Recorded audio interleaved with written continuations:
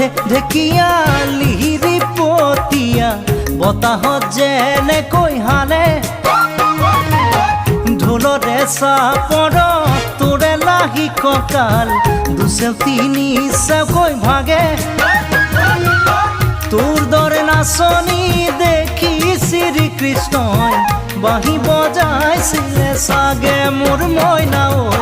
বাঁহী বজাইছিলে চাগে পৰ্বতৰ ঢেকিয়া লিহিৰি পতিয়া বতাহত যেনেকৈ হালে ঢোলৰে চাপৰত